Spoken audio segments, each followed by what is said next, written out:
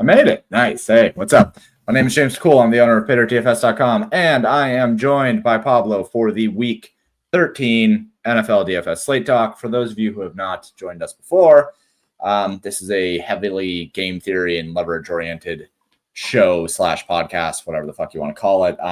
We hit on a lot of the situations and game circumstances rather than just the individual plays. You guys can get individual plays anywhere, but you come to us when you want to know things that give you Sklansky bucks and things where you can go to your friends and say, yeah, but if it would have worked, I'd have been rich. That's what we're here for. So, Pablo, how are you doing tonight, man? I'm good, man. I'm good. I'm glad to be back, and hope everyone had a nice Thanksgiving. The post-Thanksgiving slate is always interesting because everyone's kind of tired, and it's a smaller slate because of all the games that we had over the last few days, and should be fun. It's a really gross slate. There's 10 games, very low totals across the board. Like, we have no high totals in this slate.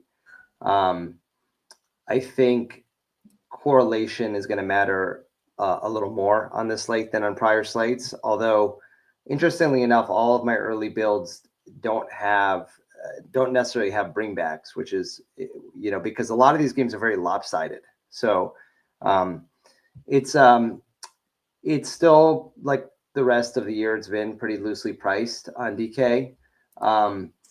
It's just that the games are such low totals with some very, very clear cut chalk that you sort of have to decide where you're going to get your leverage, and there's only so many pathways given the number of games. So it should be a good slate. I think I personally feel like I have a very clear view of it, which is always nice. It doesn't mean that your attempts to beat the field work, but it is nice to sort of feel like you see it clearly, at least. Yeah, for reference to what Pablo was saying with the game totals, we don't have a single game projected over 46. The two highest game totals that we have are Carolina Rams, which is 45.1, and Pittsburgh Buffalo, which is 45.1. Outside of that, every other game is below 45. We have a lot of blowout potentials. We have Tampa Bay, Arizona, which is relatively close. But then you have, the Rams versus Carolina. That's a 10-point spread. You have Cleveland, who's only projected to score 16 points. You have Miami versus New Orleans. That's 8 points. Seattle versus Minnesota. That's 9 points. There's a lot of kind of lopsided games here. And what that usually leads to is there's going to be at least one of these games that does not go according to script, right? Usually when we have slates like this, it's going to condense the chalk onto the spots that people mostly want to play. But with all of these low totals, it also opens up a lot of room for just like one or two things to go a little bit weird, which opens up a lot of value. So I obviously, as usual, I have not looked at the slate yet, but I did see as we were loading things up that Devon HN is projected to be 60% owned. So let's go ahead and pull up the models here and take a look at things. So I'm just going to sort by ownership, and HN at 60% projected ownership. The next highest is JSN at 34%. This slate, the entire hinge is just on HN at 60% owned. That's it. Yeah. I mean, so we'll get into it here in a minute. I mean, to not beat around the bush, here's how the slate kind of sets up. We have essentially three pay-ups that people are focused on, which is HN, JSN, and Puka. HN by far like the heaviest mega chalk by a large country mile. We then have several running backs that are absorbing the vast majority of ownership. Those are beyond HN, that's Breece Hall, it's Kenny Walker, it's Kamani Vidal. And then there's a subgroup that are eating like a little less ownership beyond them, but those are basically the running backs. Like the running backs that everybody's playing is some combination of HN, Walker, Breece Hall, Vidal. And then there's a steep drop off after that to people like Kyron Williams, James Cook, Bijan, CMC, and for reasons that we can get into. It's partially pricing, it's partially matchup. It's partially just the fact that everybody's trying to jam in Achane, JSN, Puka. What that's doing is then people are essentially looking at their quarterback, and there's one of two routes. People are either trying to get up to Stafford or going mid-range to like Brissett, or they're going all the way down to Stroud. And what's interesting about that is like depending on who you play at quarterback this week, beyond their pairing options, their pricing is so different that it leads to very different build structures depending how you do it. And what you look when we pull up our quarterback range of outcomes is one of these does not look like the others. Yeah. That is CJ Stroud, right? And yes, he is going to be the cash game quarterback. And yes, I do think he'll get a little more owned than what we're seeing. I think he'll probably be closer to like 20% in small field. But because he's been out and because the matchup against Indy isn't like some amazing matchup, I think the field is like a little more uncomfortable to click on him than they otherwise would be, even though he projects like this across the industry. And so you can sort of say like efficient ownership on CJ Stroud at 5K, which by the way, like he's got 3 really easy pairing options, which are Jaden Higgins, who's really cheap, Schultz, which is really nice because it's always fun to correlate your tight end, and then Nico Collins, who's Nico Collins. So you can either say, like for small field, I honestly just think it's a bit of an overthink not to play CJ Stroud. Like I really think for small field, it's a bit of an overthink. And I think you should just, I think you should essentially pick on everyone's fear of using CJ Stroud and just say, fuck it. Like he's so cheap and he allows you to get up to some of the really good, strong pay up chalk that it's just not worth fading him. For larger field, I think the builds that you can get with Herbert, Stafford, a little bit with Josh Allen, although you can see his range of outcomes like isn't great. You see his 3X and 4X are like not nearly as good as Herbert or Brissett for that matter. That I think you're probably more focused on Herbert, Stafford, Brissett. And then the other one I'll mention is Sam Darnold. Lastly, I'll just mention, I think it's gross, but you could consider Tua just in a matchup against New Orleans where Miami is kind of coming back from a bunch of injured guys and they're favored by a good number of points. And it's a way you can actually play Tua with Achane, or you can just say that's a way to leverage off of Achane by using people like Waddle, who by the way projects as heavy chalk as well. So my bigger point here is that I think at quarterback, because the pricing between like a CJ Stroud and his pairing partners versus Justin Herbert or Stafford and their pairing partners, because it's not just that Herbert and Stafford are both 1.5 to 2K more than Stroud. It's also that their pairing partners, Puka and Devontae Adams, and Herbert with Ladd, Keenan Allen, and Gadsden, all of those stacks are much, much more expensive than CJ Stroud stacks. It's like a double whammy because their pairing partners are also more expensive. So it's a bit of a decision this week in terms of like, do you want to play, a cheaper quarterback who projects really well with fragility coming back from injury in a matchup that's so with kind of like a middling total in a bunch of games that have middling totals, right? To be fair. Or do you say, fuck it, like I'm going to play a good quarterback like Justin Herbert or Matt Stafford who have good receivers, but you're giving up, you have to then force in like a bunch of value that's not super comfortable around them. And it's a trade-off. It's not, I've built lineups with medians and ceilings that are similar with both approaches. I think I prefer the Stroud lineups in smaller field, but I kind of get why people want to get up to Herbert or Stafford, and for that matter, Brissett. Yeah. So I'm gonna hit a couple of comments here really quick and then touch on what you did. Did you miss the anime show? So I'm gonna be watching more anime tonight. Another episode of My Hero Academia dropped. It's pretty much the end of the season, and I'm stoked. It's been really, really good. If you haven't watched My Hero, you should.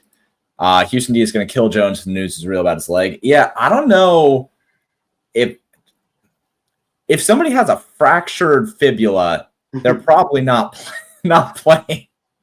He's playing, but I don't know how well he's going to play. Yeah. Well, but I don't know. How bad could it be? right? Like if it's like a It's apparently like a fracture, hairline. It's apparently like a hairline fracture. I mean, if it's a I'm not, hairline, yeah. that's basically just shin splints. I've had hairline fractures, like in both my legs and both my arms from playing football, and like, yeah, they hurt, but I mean, I got way worse drugs than he got, and I was able to play. So I think he'll probably be fine, but I don't know how much he'll run. Is the thing. I think he'll probably be okay, but I don't know how much he'll run. Wide receivers and offense looked better with Mills.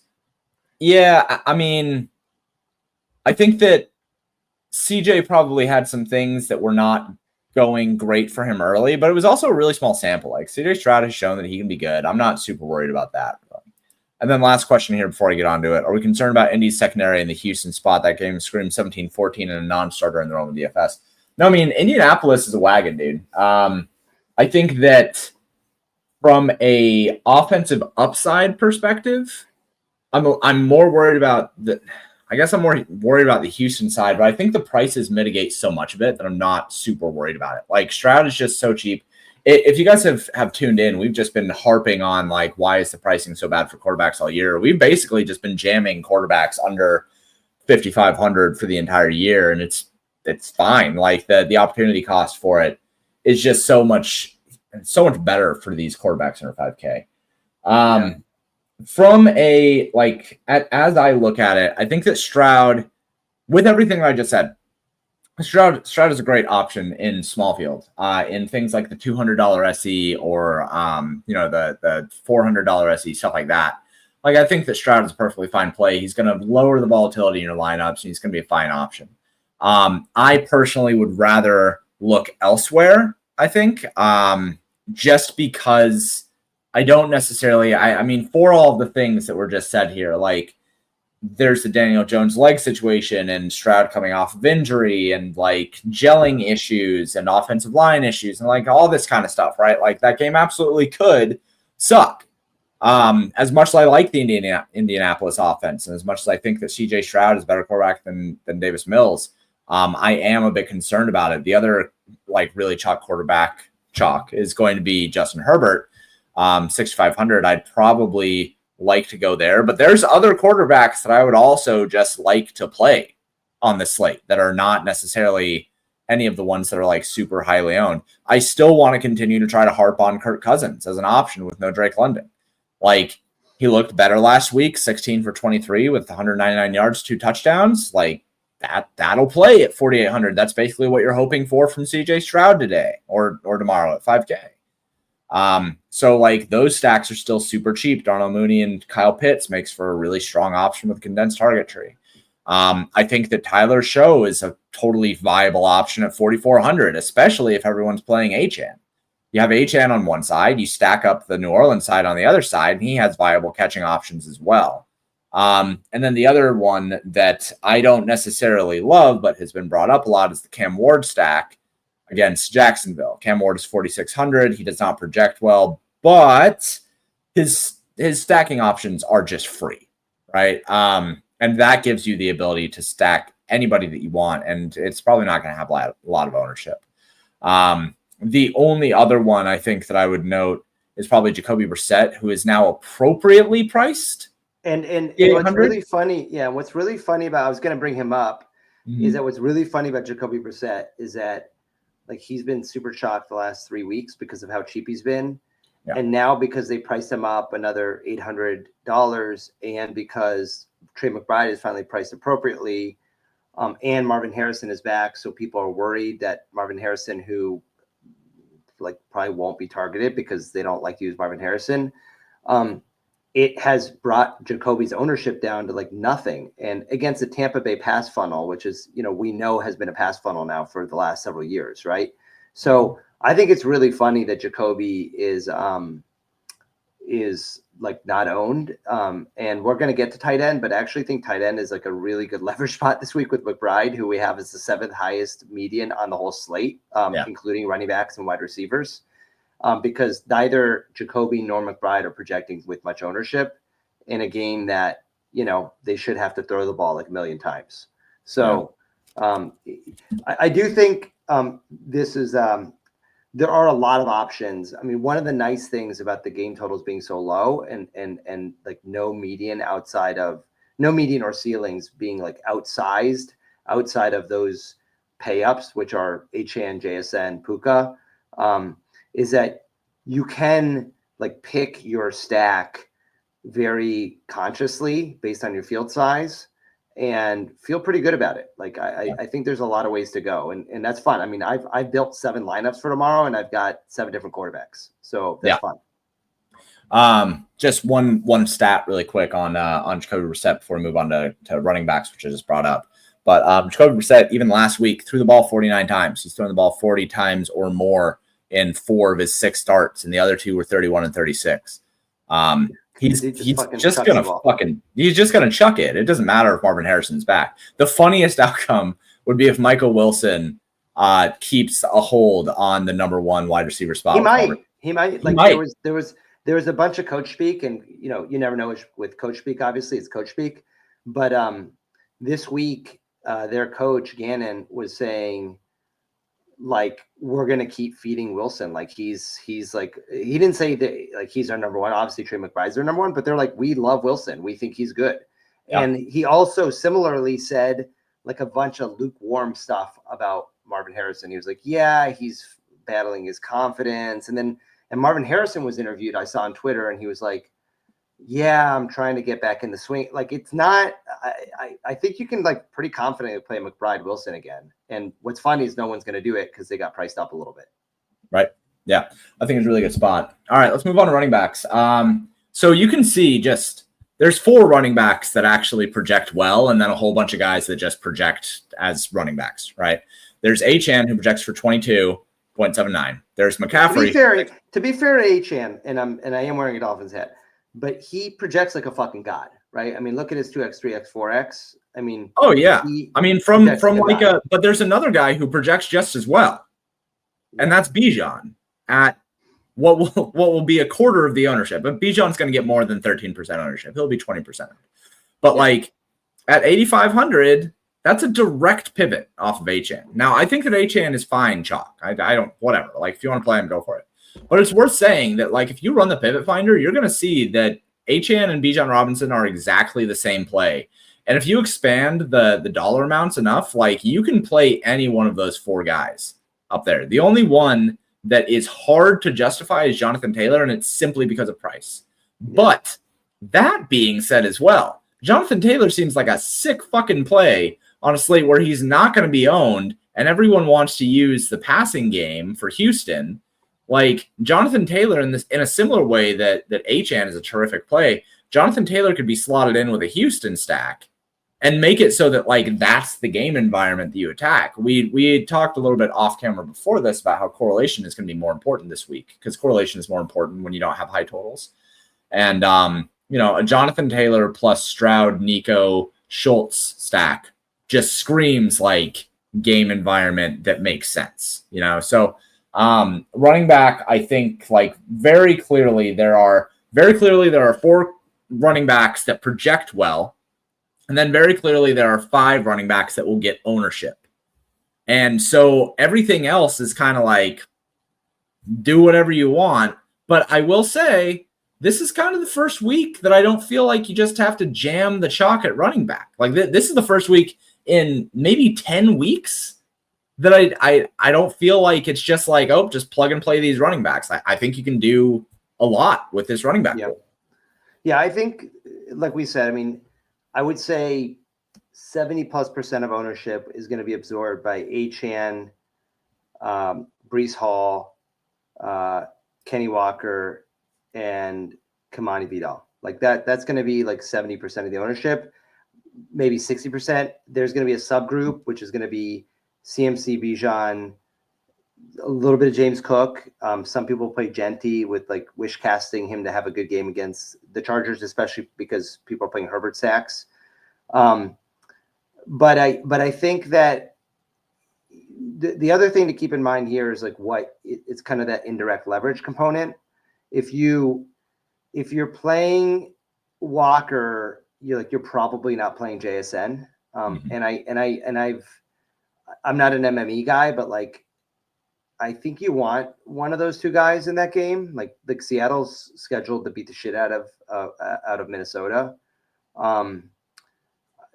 It makes me like Walker a little bit more because I think people are going to jam JSN. And I just think it's like another way to play that game.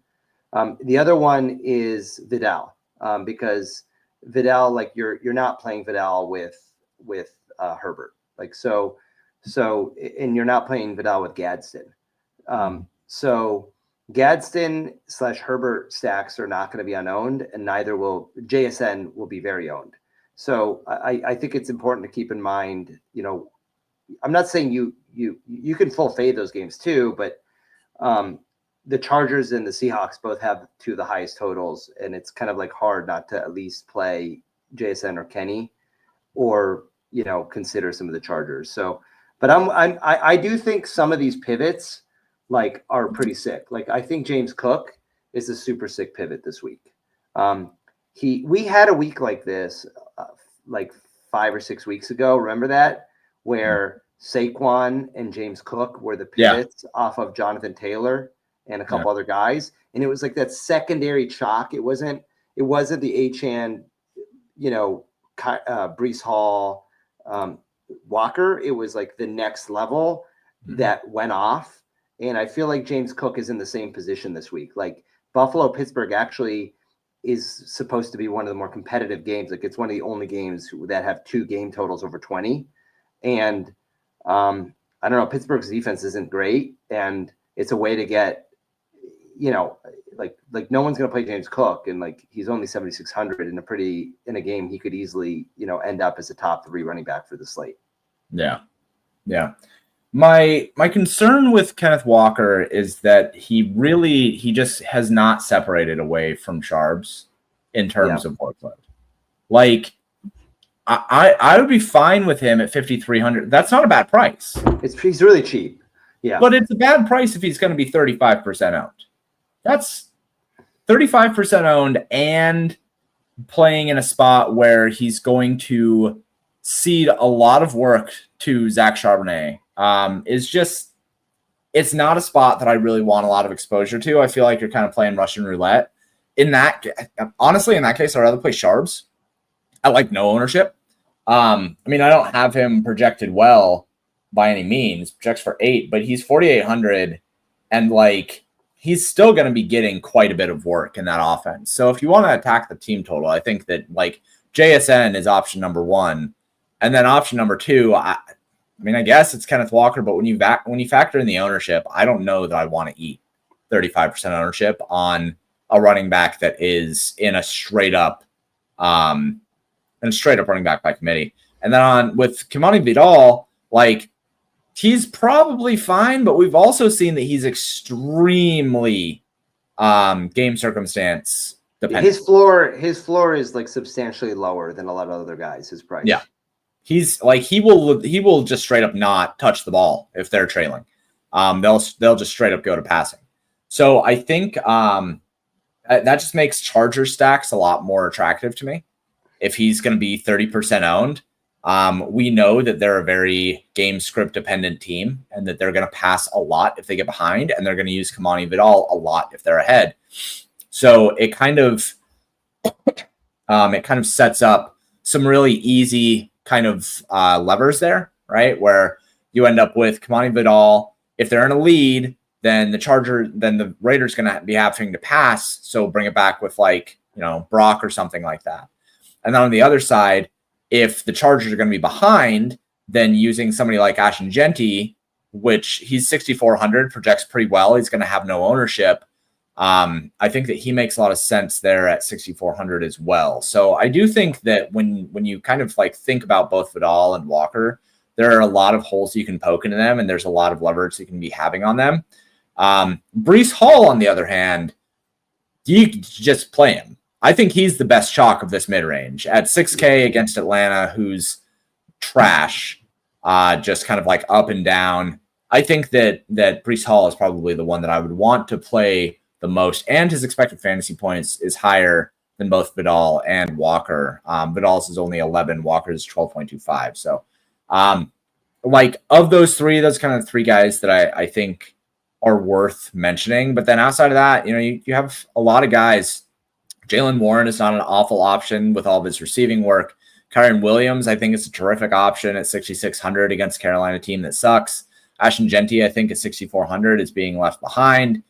James Cook, like you mentioned, 7,600. He's kind of in no man's land. So I think this is just a really good running back slate. I think you can pretty much, wherever you are in the price range, I think that there's somebody that you can play, whether you want to lower your volatility, whether you want to gain leverage, whether you just go for upside. I think that there's a running back that fits every bill here.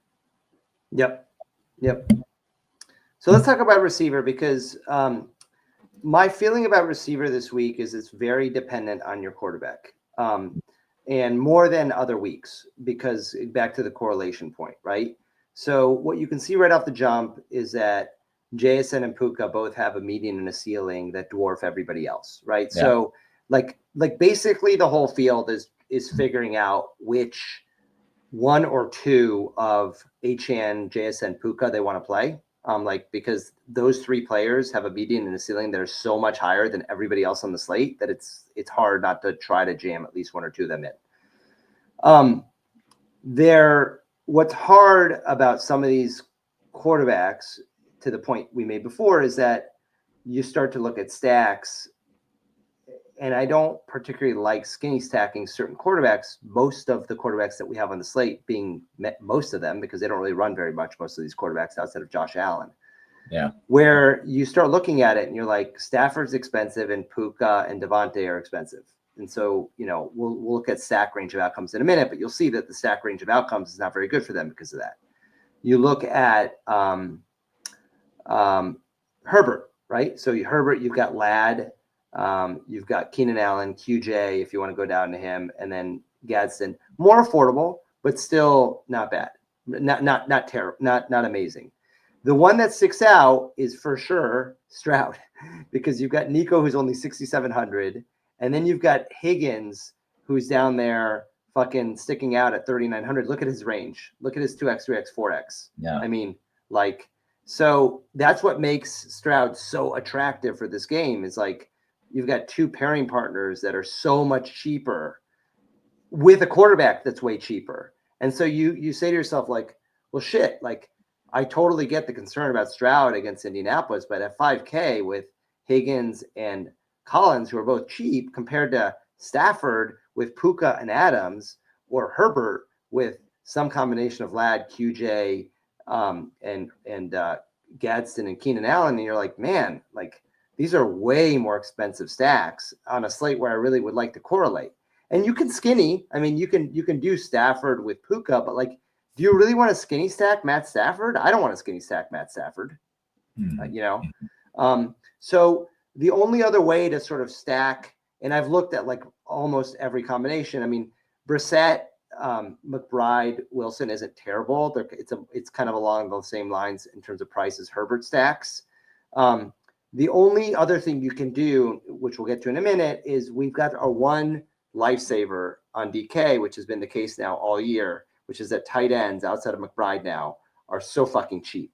So you can save yourself through the tight end. You can, instead of just using two receivers, you can say, I'm going to use one really gross one that's really, really cheap, but it's a way to get savings, is you can play Darnold with JSN and Barner. Barner's 30, it's 3K. And same thing, you can do that with Stafford. You can do Stafford with Puka, and then you can play min-priced, whatever the fuck his tight end is, that he's 2,600. So I would just encourage people, I think you should heavily correlate your receivers this week with your quarterback. And I don't think most of these quarterbacks are skinny stack quarterbacks. So I think just be willing to consider tight end as your pairing partner on a slate where you really want to correlate, instead of trying to force two receivers. Mm-hmm. Yeah. Chris Olave at 8% is weird. I think he's going to be higher than that. I don't think he's going to be, and it's the same reason that the Raiders guys are being suppressed, is because of their game total. Their game total is the Saints game total is 18 points. The Raiders game totals is 15.5 points. So yeah, but people have been playing Olave all year. They know that he's a target monster. They know that Show throws. Like, he had an okay game last week. He's 6,400. Everyone's playing Achane Achane's going to be 60% owned. Like, Achane at 60% owned just tells me that there's going to be some amount of people that simply in their optimizer rules say have a bring back. That's fair. And play Olave. Right? Like, at 6,400, I just think he's just going to be plugged in so often. He's going to be at least 15%. And that's going to come at the expense of Jalen Waddle, who people are not going to want to play Waddle and Achane. If Achane is taking up 60% of the field, like, you're telling me that the other 30% of the field is going to play Jalen Waddle? Like, I just don't think that there's going to be that many people that play Waddle. So I think probably you're going to see 25 to 30% Waddle and 10 to 15% Olave. Just, housekeeping shit in terms of ownership that I see. JSN and Puka are both terrific plays, but finally appropriately priced.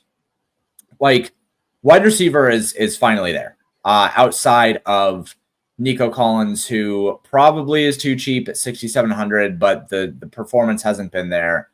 Outside of that, like, I'm looking at this pricing, and this looks right to me. So finally, week 13, finally, we get pricing right on wide receivers. That's really nice to see. I agree with you that this is a very, you just play who you play with your quarterback. And therefore, like, I have interest in QJ and Lad McConkey because I really like Charger stacks to get away from the Vidal chalk. I think that Michael Wilson at 5,900, that's a relatively attractive price. Marvin Harrison's right there at 6K. That's fine. The Pittsburgh side, excuse me, DK Metcalf at 5,600, like, that's a really high game total. As not a really high game total, but on this slate, that's a high game total for Pittsburgh and Buffalo. So I don't mind that. But yeah, this pricing just looks fine. And I think that I'm just willing to just, whoever I go with my stack. But with that being said, like, the ownership here, I don't think that there should be that much ownership on JSN and Puka.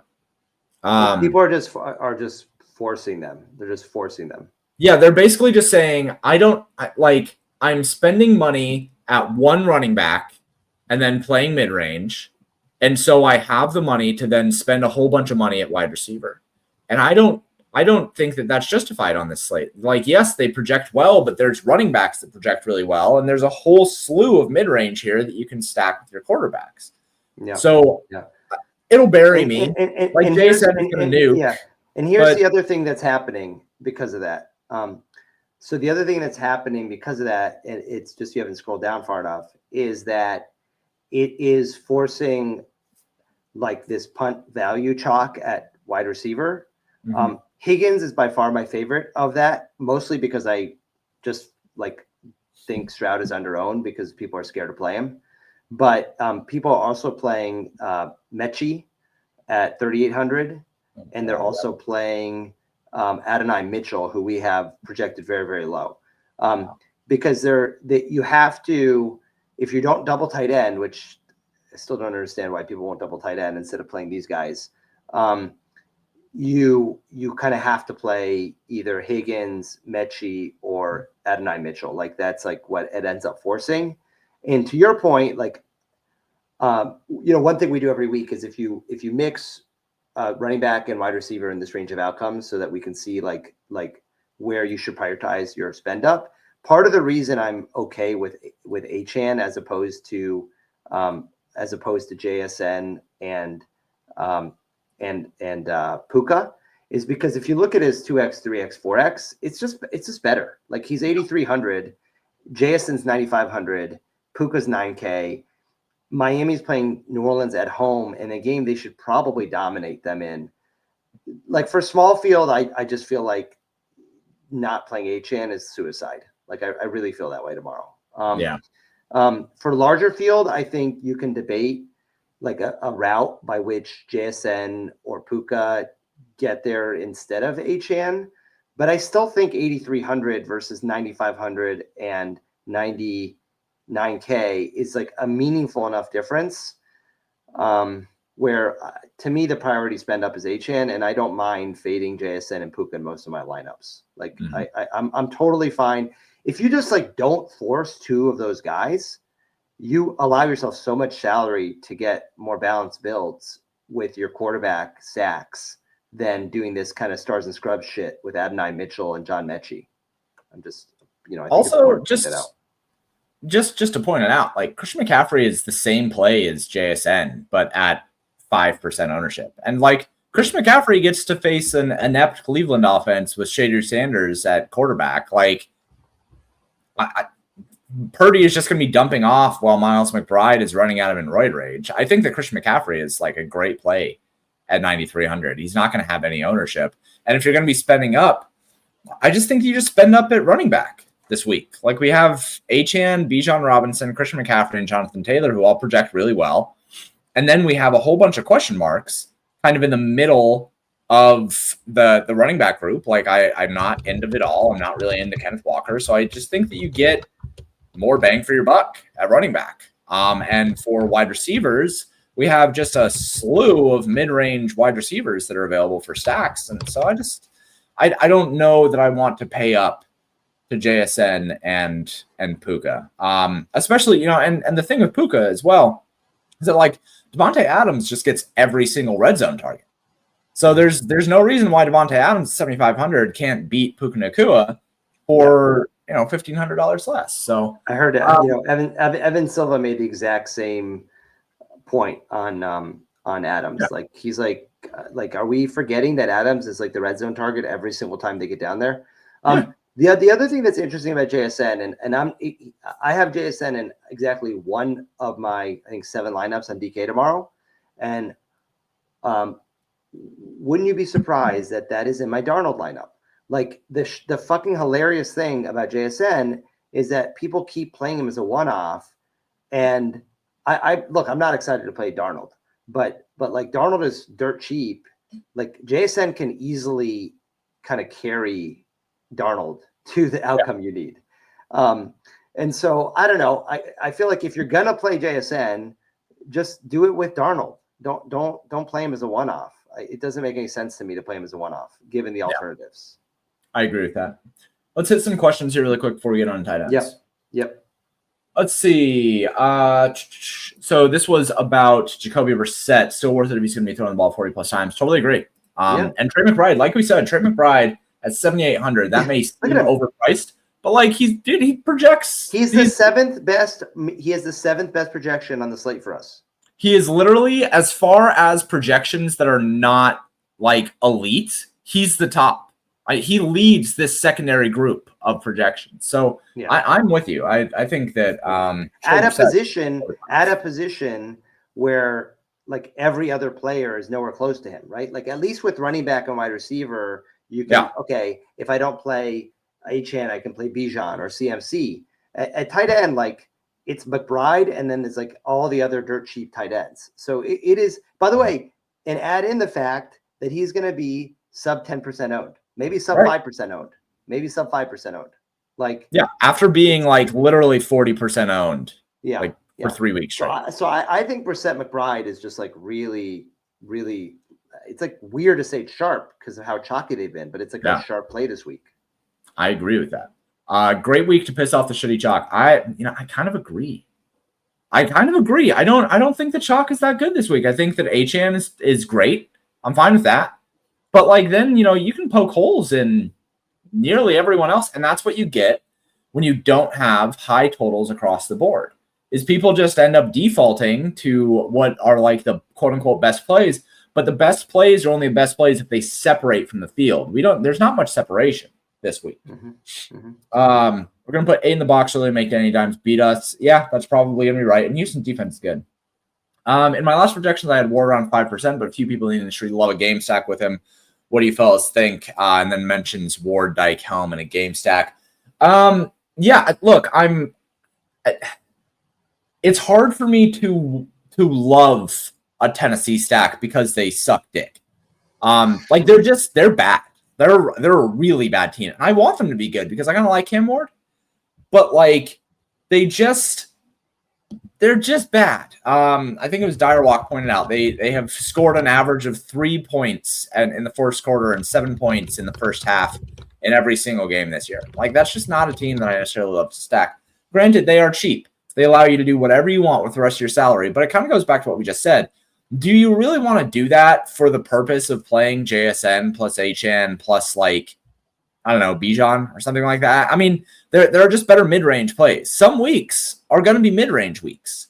And I think that this is more of a mid-range week. So, Pablo, do you have thoughts on Tennessee? I think you probably agree with me. Yeah, I think it's an overthink. I mean, like we just, if you just don't force the super expensive chalk, you don't have to play shitty stacks. Mm-hmm.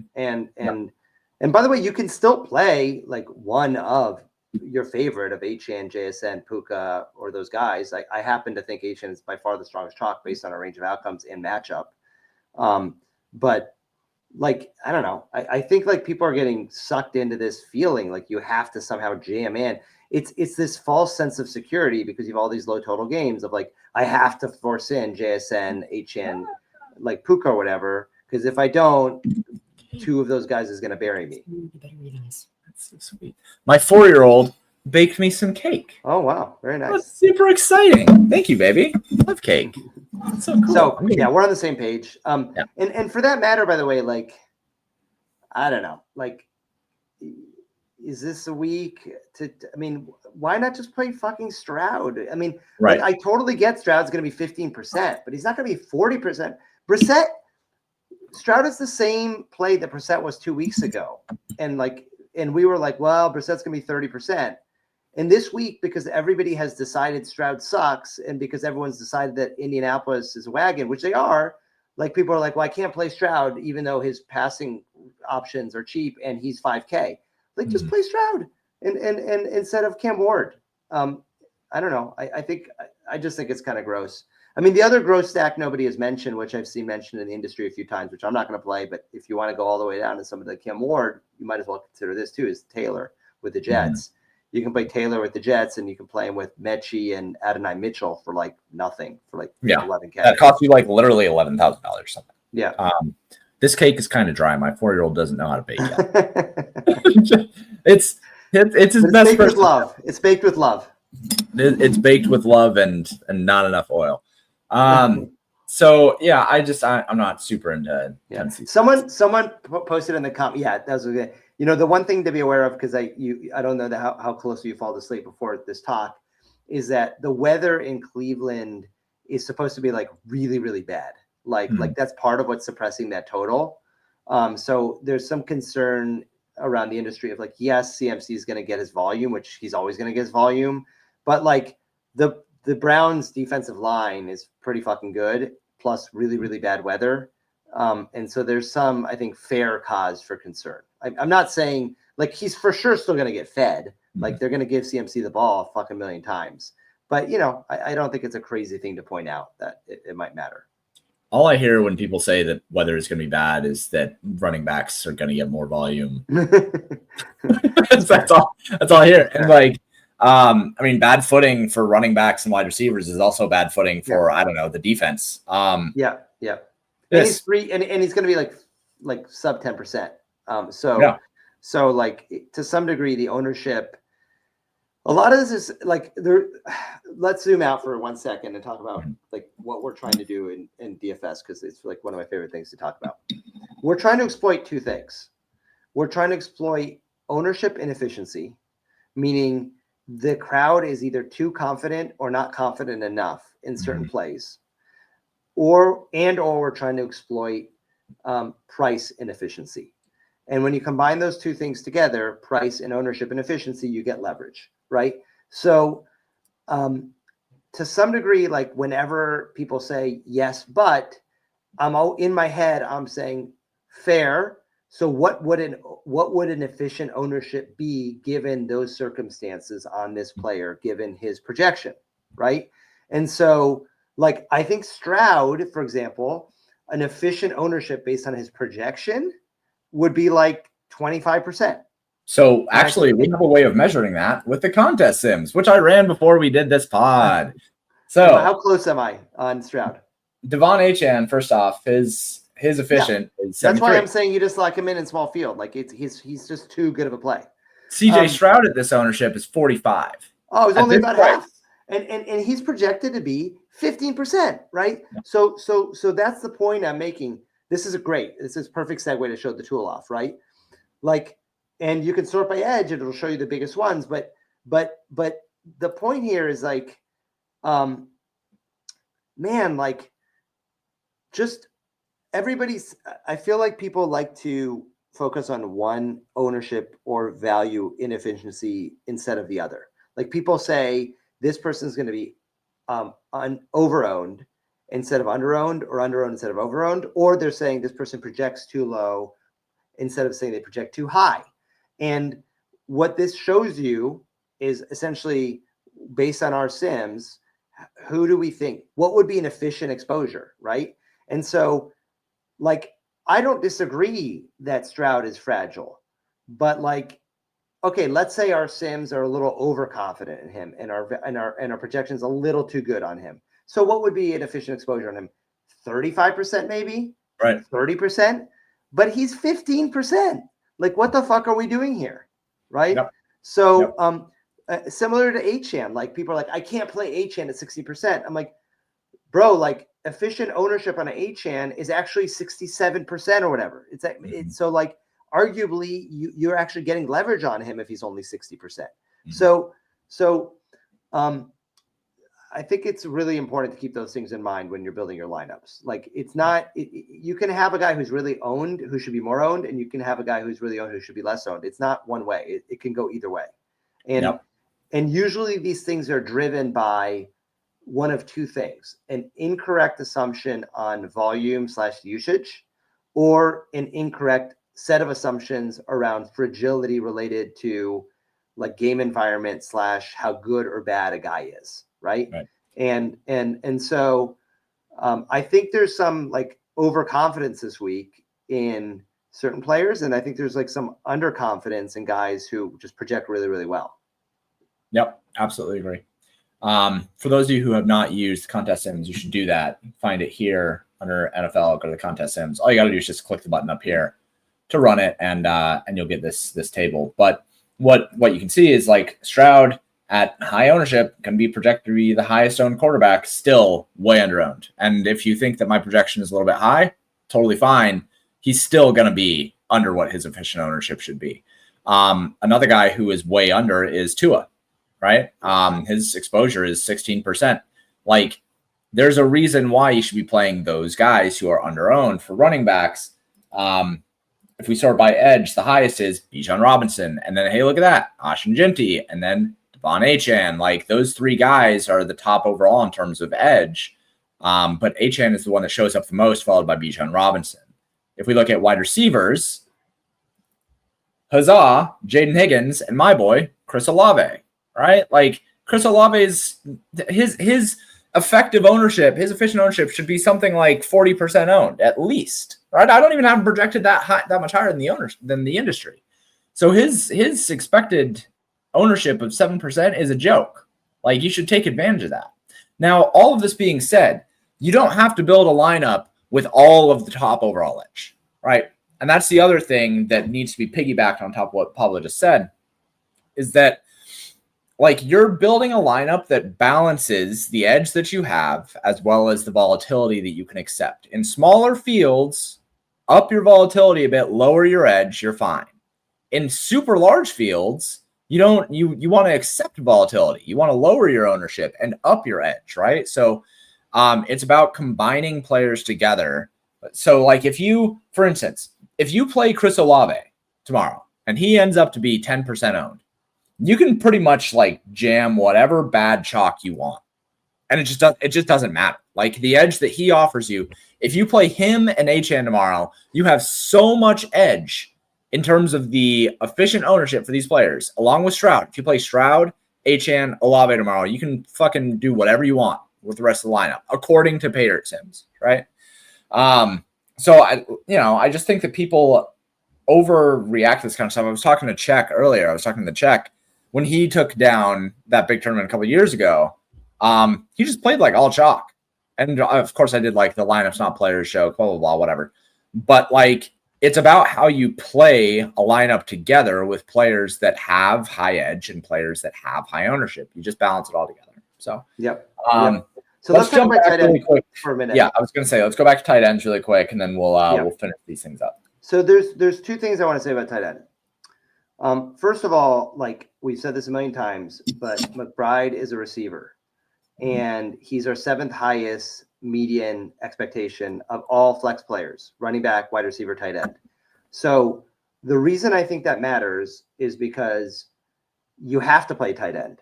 And when you have to play tight end, if you have the one tight end who completely nukes the fucking slate and every other tight end just does like normal tight end things, and oh, by the way, you get that tight end at like 5% ownership, that's pretty valuable, right? Yeah. So I just think Trey McBride is in a league of his own right now. And I think if you can afford him, it naturally will give you a different build than a lot of other lineups that are forcing JSN and Puka. And I think it's a really nice way to build, and that's why I think you should also consider a Brissett stack. The other thing I'll say is that we have really heavy chalk condensing around 2 guys, basically, which are Aranda Gadsden the second. His dad played for the Dolphins when I was a child because I'm old. And Kyle Pitts Sr. I don't know who Kyle Pitts' father is, or if I've ever watched him play football before. But I just feel like more than any other week this week, like basically outside of Trey McBride, like just correlate your tight end. And I totally understand that Kyle Pitts has his projection at 4K. And if you're playing Cousins, go for it. But like, that is not a spot I'm going to be lowering my volatility through. Like I will not eat Kyle Pitts in a lineup to like lower my volatility. I'm not doing it. Like, I think we've seen this so many fucking times with this guy. And like, how likely am I going to be buried by chalk Kyle Pitts? I totally see his range of outcomes. And I know that we don't have him as like super heavy chalk. I think he may come in a little heavier than what we're showing here. But I would just rather play like Dalton Schultz with Stroud, or I would rather just play Gadsden with Herbert. Or I'd rather play like Warren as a bring back, or I'd rather play Bowers as a bring back, or I'd rather figure out a way to get traded McBride, or I'd rather play min-priced AJ Barner with Darnold and JSN and Darnold with AJ Barner, or I'd rather go all the way down to Colby Parkinson with Stafford and Puka. I think this is one avenue that's going to be underused this week. I could be wrong, but based on the ownership that we're seeing on people like AJ Barner and Colby Parkinson and Dalton Schultz, is for some reason people are just skinny stacking quarterbacks who really should be double stacked. Like, you should not skinny stack Matt Stafford, and you should not skinny stack. Darnold.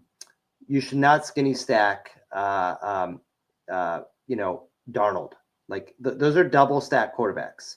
And for some reason, people are just not being like, I'll play like the really, really cheaply priced tight end with them. I have to play them as a skinny stack, or I have to play them with the receiver who's overpriced.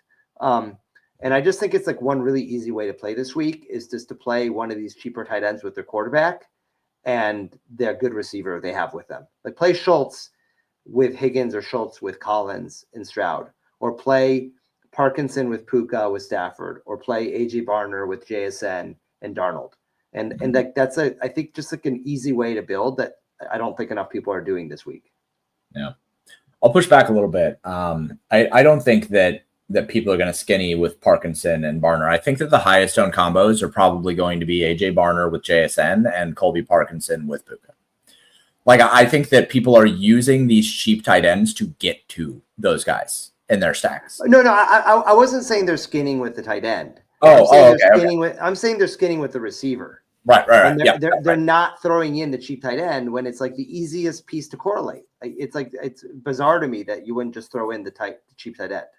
Yeah, I think that people are likely going to be using the tight ends to get to those guys.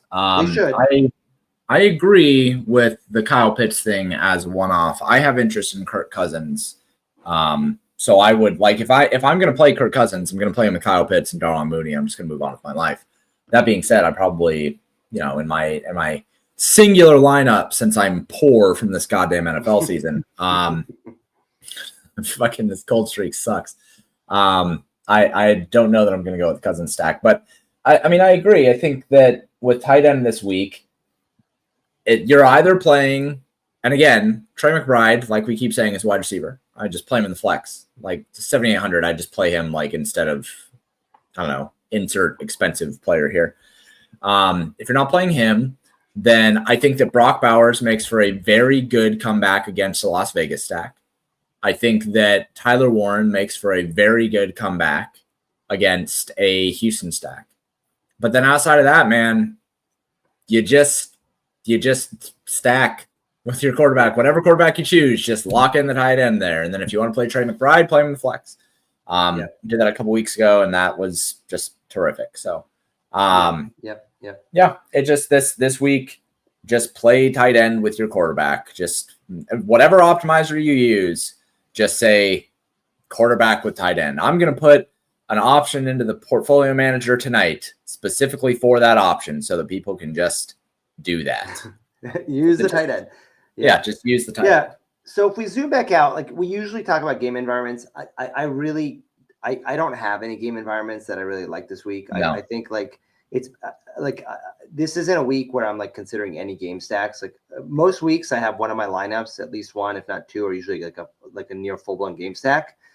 This week I'm like not forcing bringbacks on teams with really low totals. Like I have a Herbert stack, and I'm not forcing a Bowers or a John D. Like if they fit, I don't have a problem with it. Don't get me wrong, but like I'm not forcing it on a team with a 15-point total.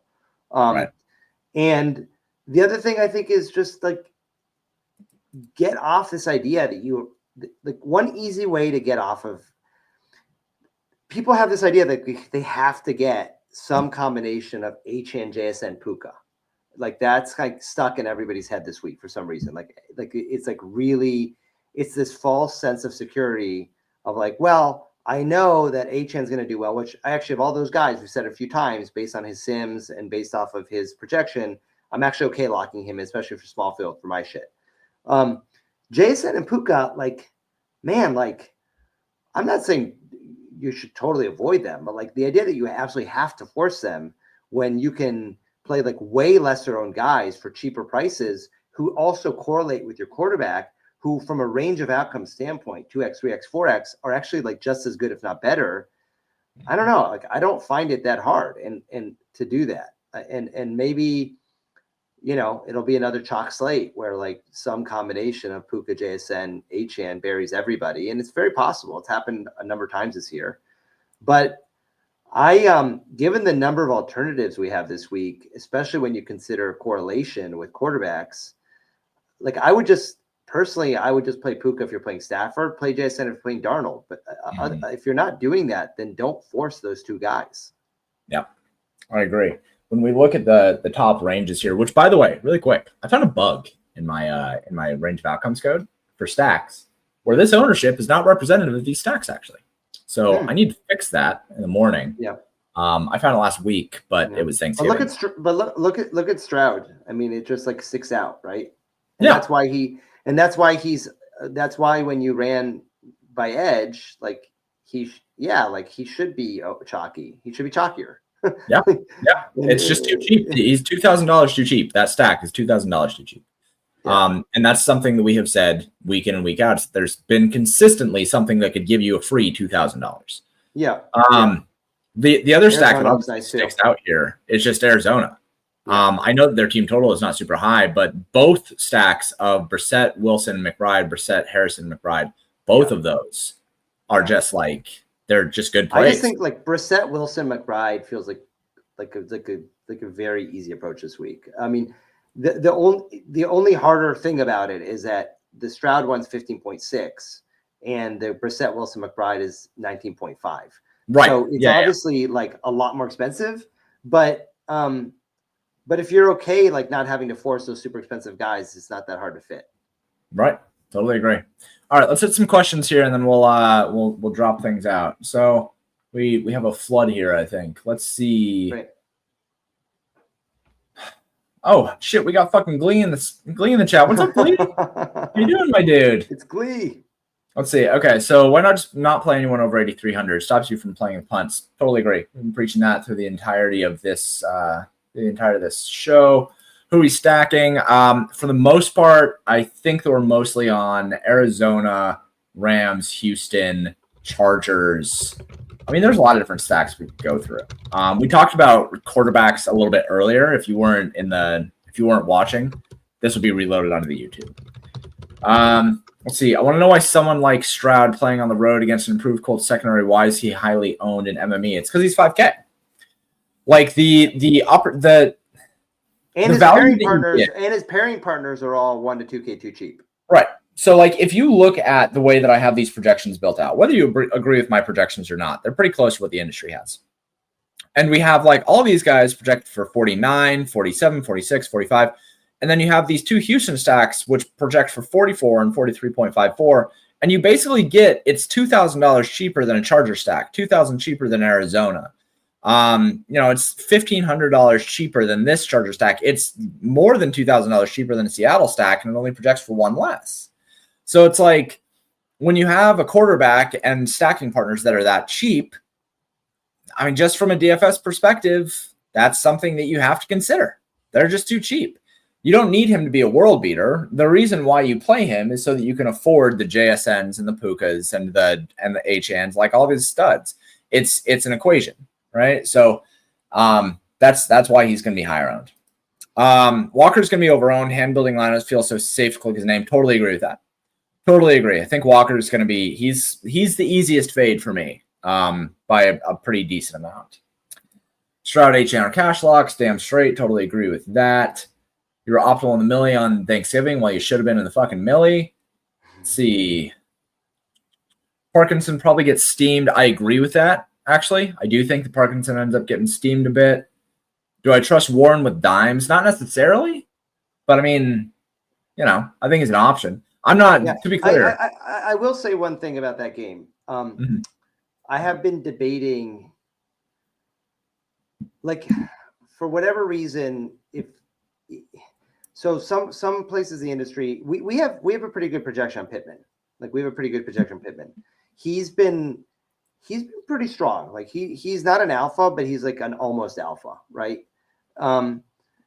And the industry is really high on Pierce for whatever reason. Like, he's super volatile. Like, he's very boom bust, right? Pierce has games when he gets 23 points, and it's because of how he scores. Like, he catches those long balls, right? I don't think you have to force bringbacks. I have thought probably way too much over the course of the last 24 hours on if I am bringing a bringback, whether that's Pittman, Pierce, or Warren. I don't have a great feeling about any of them. I guess I kind of like Pittman the most just because I feel like his usage should be pretty good no matter what. I mean, Houston's defense is obviously very strong. But I'm just going to point out that Pierce is looking like he's showing up in some of the optimals around the industry. So that's interesting. Yeah, I've heard there has been a lot of chatter on Pierce recently from like high level analysis guys. Matt Harmon has been harping on him, and the high level fantasy guys he's going to catch some steam. Yeah. Let's see. Bucks Cardinals is my favorite game of the week. I'm all over Brissett. Totally agree with that. Let's see. A lot of people talking shit about CJ Stroud. Look, I don't give a fuck about CJ Stroud. Don't get me wrong here. Pablo and I are not CJ Stroud fans. No. He's just 5K. No. We're just good. We're just DFS players. This is like not opinion. This is just math. Like this is not like I actually don't. There's very few there are players I like and don't like just because they're fun to watch and they're like really good athletes. But when I'm trying to win in DFS, like that doesn't matter. Like that's irrelevant to me. Yeah. We're just playing in the field. Seems like you want a min piece with JSN Walker to get correlation to be contrarian. Yeah. So I can play $7,100 Justin Jefferson. Like $7,100 is going to be like 1% owned. I mean, if you can play arguably the best wide receiver in football at 1% owned at $7,100 in a game stack correlation spot, fucking do it. I don't care. I'd rather play him than play Puka. Just for the ownership and everything like that. So I totally agree with that. All right. Final thoughts. Final thoughts from you, Mr. Pablo. Do you have a play? Do you have a stand that you're going to hold on? Do you have anything that you feel should be said? No, I'm look, as is well known, I play smaller fields, so I'm spreading my exposure on stacks this week. Like I feel pretty strongly that HN is just really, really good chalk this week, and I'm fine for small field, just locking him in. And then I don't feel like that strongly about the stacks outside of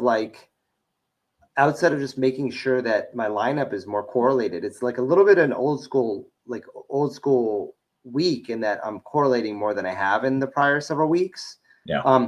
Right now I have a Brissett, I have I think one or two Strouds, I have a Stafford, I have a Darnold, I have a Herbert. I'm actually playing one lineup in the late slate because I kind of wanted a little more Herbert, and I couldn't fit him comfortably in the main slate. So what I would just say this week is don't be afraid to. My stand is really just don't be afraid to fade Puka and JSN outside of stacks. I just don't think you need to force them. And I think if you correlate outside of using those two guys, you're kind of auto differentiated. The other thing I think is maybe a really obvious thing to say, but I feel like Trey McBride is just a super sick play this week, at a position where he can separate from the rest of the alternatives at low ownership. I don't think he's going to come in as low as we think he will, because I think it's kind of obvious that you can play Brissett, McBride, Wilson, but they're not going to be as owned as they should be, just because I don't know. I think some of it is everyone's just waiting for Brissett to be shitty. I think that's some of it. And I think people respect Tampa, and I respect Tampa too, but they're a pass funnel. They're not they're a pass funnel. They've been a pass funnel for 3 years now. So those are my high level thoughts. I think they're super spicy. I mean, maybe my spiciest thought is that I think James Cook is that's the one game that I feel is maybe being a little overlooked. I feel like people are just not focusing on Buffalo, Pittsburgh. And I think James Cook, and if you want to get spicy, you can mini correlate him with DK Metcalf coming across opposite him. I think James Cook, like you said, is in no man's land pricing wise. He's not up there with the super expensive guys, and then he's not in the Breece Hall, Walker, Vidal, cheaper guys. He's in that higher end, but expensive enough where it's uncomfortable. And man, if he goes off in that game, which actually has a pretty good total, not a good total, but relative to the other games in a competitive game scenario, he could be a GPP winner. So that's probably I think the sneakiest play on the slate, in my opinion, is James Cook. My main stance is that I think that Kenneth Walker is a bad play. At 35% owned, I think Kenneth Walker is not somebody that I really want a part of. I echo your thoughts on Puka and JSN. Just not being worth the ownership. Fine plays, but I'd just rather spend up at running back this week, play mid-range at wide receiver rather than the other way around. That's mostly those are mostly my stands. Couple more questions as we go in. Warren might be sick and might not play. I usually do my last run on stuff like that in the morning, so I haven't seen anything, unfortunately. But if he's sick, then that just opens up another cheap tight end that you can play with a quarterback, right? So that's fine. It'll bring Pierce and Pittman. Pierce for sure more chalky if that happens. Yeah, absolutely. Yeah. How's Jacksonville offense going to look moving forward the next month or so? Oh man, you're talking to a certified Trevor Lawrence fucking hater. I think they're bad. I thought that they were going to be bad before the year started. I thought Travis Hunter was kind of the easiest call to not be an impact player year one. I think it's going to be a bust overall. So I think Jacksonville offense will look bad because Trevor Lawrence isn't very good and their offensive coordinator is kind of dull. So I think they'll look bad. That's my no ball stance. Last question. Everyone loves the 3-day Thanksgiving slate. Why not play it every week with the afternoon only? That is a great question. The main answer is because there is contests suck. Unless you have a decent bankroll, you really can't get down action that matters on the 3 games. So They're good every week. I'll take it one step further for you. And I'll say, if you really want edge, you should play the Thursday through Monday slates and just fade the fucking Thursday game every single week. Like that's like free fucking money. That pays the big for you. So if you're into like, you just have to be like into like the golf sweat where you're waiting like 5 days for your I mean, like you got to tie your money up for 5 days, and that kind of sucks. But like, if you're into finding contests that are weak and like there's actual edge to be had, those Thursday through Monday slates, man, you get to take advantage of late swap, get to take advantage of people stacking up games that don't fucking matter. Like, you get to take advantage of people making really bad decisions and not playing enough chalk. You could arguably just cut a Thursday through Monday game down to like 3 games and be in a great spot. Hit that like button. Y'all don't be rude. Totally agree. Like and subscribe. I never say that shit. I'm so fucking bad at promoting the YouTube channel, but I really need to do it more. All right, that's gonna be it for us. This is overall a great slate. I think the chalk is gonna get fucking kicked in the teeth, and my cold streak will finally come to a goddamn end. I will make money this week in a big way. I will make $40. just hopefully I don't lose X amount of thousands of dollars this week like I have for the last 12 weeks straight. Yo, Lippy, just hit me up in the Discord. Or wait, are you in Discord? I don't remember. Hit me up on Twitter. I know you called me on Twitter. Anyway, thank you guys so much. This has been the Slate Talk from Paydirt. Oh, by the way, actually, wait, shit. This I do actually have to do. If you don't have a subscription, which there are 331 people watching this, I just checked numbers. There are 220 people subscribed to Paydirt. So there are at least 110 of you who are not subscribed. Come grab a subscription. $40 a month for everything on the site, including the models that we showed off here today. $240 for access through May 30th. This is the NBA all access, but it gets everything on the site. $20 for a week, $5 for a day. Come try things out. I'm sure that you won't be disappointed. If you are subscribed, or if you're not, then come join us in the Discord over at the Paydirt Community Discord. You can find the link right there. If you enjoyed everything, give me a like, give me a subscription.